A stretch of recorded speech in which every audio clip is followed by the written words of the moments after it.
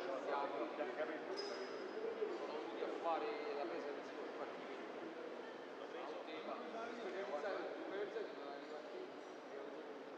Il sito sta malato, guardate che poi 40 km da ma chi è? un napoletano, vendetti senza piano, come lo chiamano loro. Abbiamo le piante.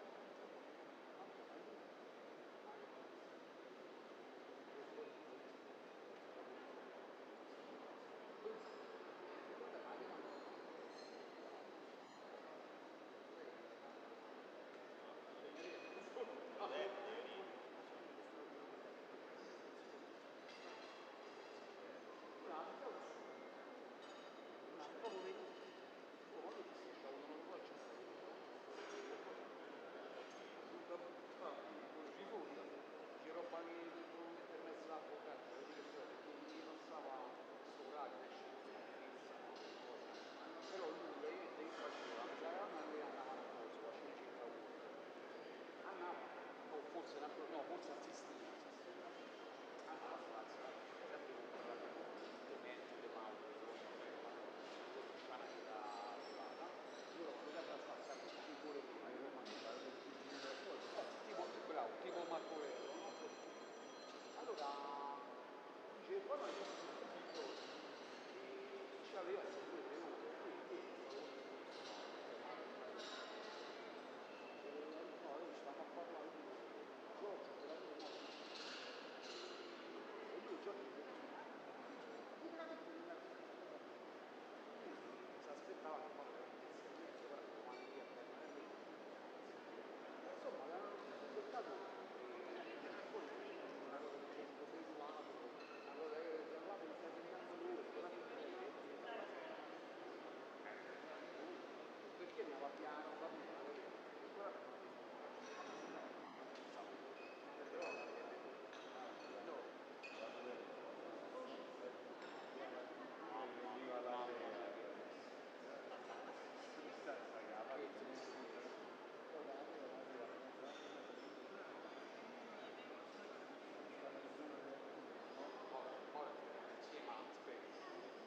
Lleva un poco, un par de volte cambiava, sai che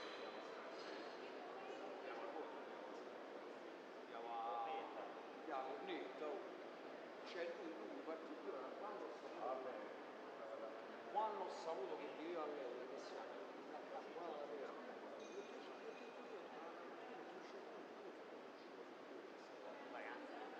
e sono stati anni a andava a piatto. Ma che bello! Spara tanta ora. Sì, sono tutti quelli lì, ma sono tutti quelli che ci ha rimesso le benzina, una cosa, infatti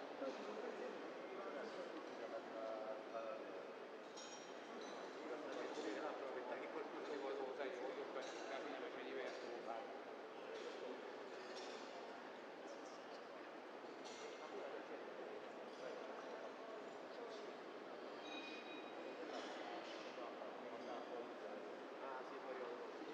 Vabbè, ma Zazza però fa qualcosa, Zazza no, però non lo so, questa cosa però devo dire che su queste cose non si fa parlare dietro, i giorni di gara raga, ve lascio le chiavi, chiudete voi. Però io abito vicino, No, la battuta era perché ci sono stati tutti in piedi, la ministerica ne stanno girando attorno a questo, ma nessuno si decide a scegliere. questa deve parlare. Ma l'ha già parlato, senza come dopo. Nessuno si può dire Era finito. però vedete,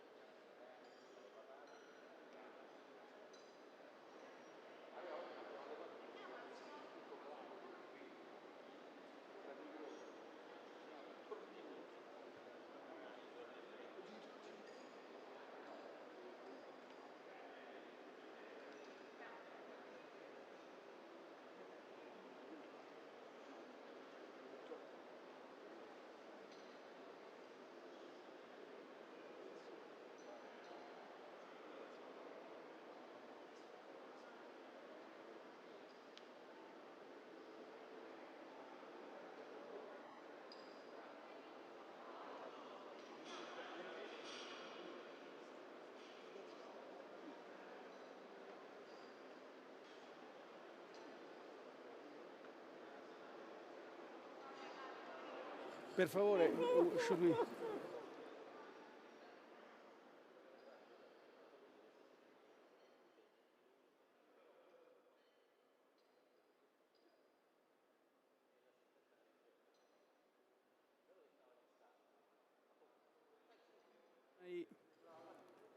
Can you hear me? Yes? Are you okay? We should start. Again, we're a little late. Dear colleagues, small and medium enterprises are the bedrock of many of our countries, including my own. Our economies thrive on the ingenuity and hard work of their employees and entrepreneurs. SMEs create jobs, innovate, pay taxes. We must do all we can to support them and help them grow. The pandemic took a heavy toll on SMEs. They faced a sharp drop in revenues, which led to acute liquidity shortages. Governments and central banks acted quickly to prevent a sharp surge in bankruptcies, and new technologies and digital services help smaller businesses adapt and survive the crisis. However, the pandemic left many behind, including informal workers, rural dwellers, and smaller businesses. During the pandemic, they struggled to find new customers because of their lower digital literacy. As we recover from this crisis, governments need to help SMEs become more competitive and reap the full benefits of digitalization. Italy's G20 presidency endorses the Global Partnership for Financial Inclusion to promote the use of digital tools and protect the SMEs. Women entrepreneurs were among the hardest hit by the economic downturn. They faced more limited access to loans than men and shouldered a larger share of domestic work at a time of widespread school closures. Italy has put female empowerment at the core of its G20 presidency. There can be no rapid, fair, and sustainable recovery if we forget about half of the world. Together, we've stepped up the G20 commitment to counter to gender inequality in the workforce, promote female leadership, and remove all barriers to women's full participation in our societies and economies. We have promoted women's and girls' study of the so-called STEM subjects and more equal distribution of domestic chores between women and men. A just society begins at home and in a workplace. It's now my pleasure to leave the floor to Her Majesty Queen Maxima of the Netherlands, United Nations Secretary General Special Advocate for Inclusive Finance for Development and honorary patron of the G20 Global Partnership for Financial Inclusion. And I thank her once again for having accepted my invitation to participate in this important event. Please, Queen. Thank you, Mr. Draghi. Meeting small and medium-sized entrepreneurs around the world, I'm very often filled with admiration. Their commitment, perseverance, and passion inspire me greatly. We all acknowledge the tremendous contribution that SMEs make to our societies and economies, providing millions of families with an income. We depend on them for more equitable and sustainable growth. They're also the main drivers of innovation. SMEs contribute 2/3 of national income and more than half of employment worldwide. Yet, about half of them do not have access to credit, and their access to markets and infrastructure continues to be a challenge. And these are just the former ones. Unsurprisingly, SMEs are among the worst hit by COVID-19. The effects vary, of course, depending on sector and size, but women-owned SMEs and the smaller and informal enterprises suffered the most. We are united in our efforts to prevent poverty, inequality, and strengthen sustainability. And it's the SMEs that can help us the most in this endeavor.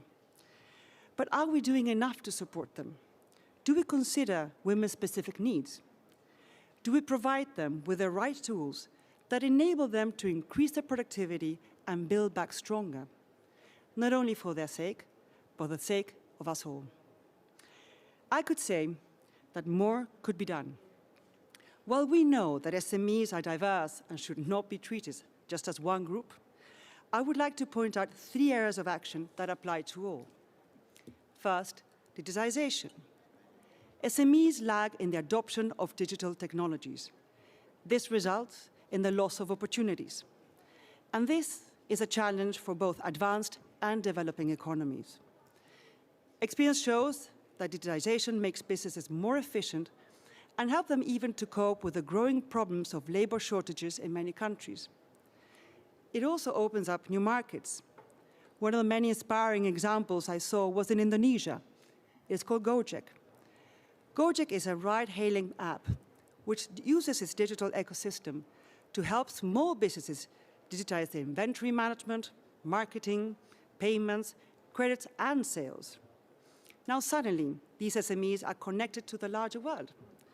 Many of them make a leap forward and expand their business beyond their brick-and-mortar presence.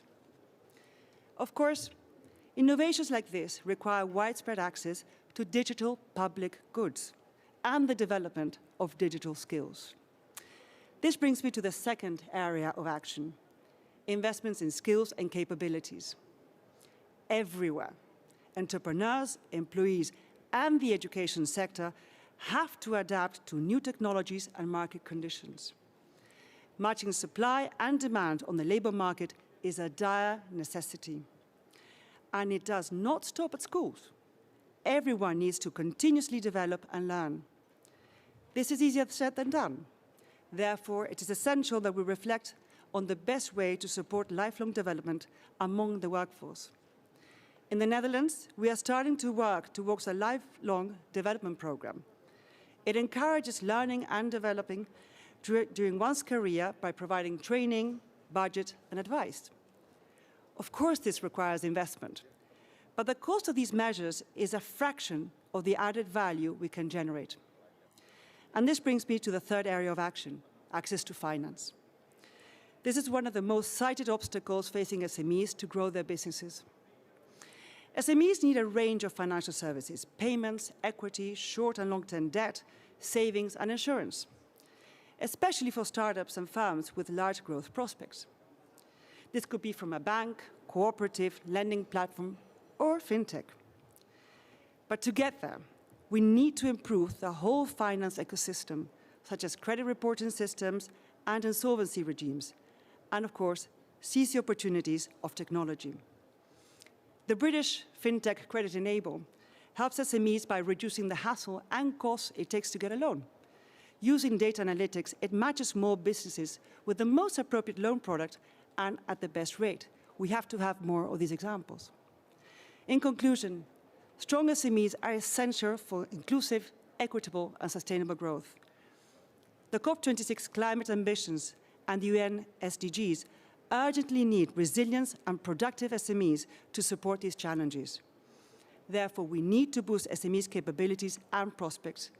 We must help them thrive by embracing digitization, investing in skills, and improving the finance ecosystem. It is more than worth its while. Thank you so much. Thank you. Thank you, Your Highness. And now I give the floor to Chancellor Angela Merkel. Thank you.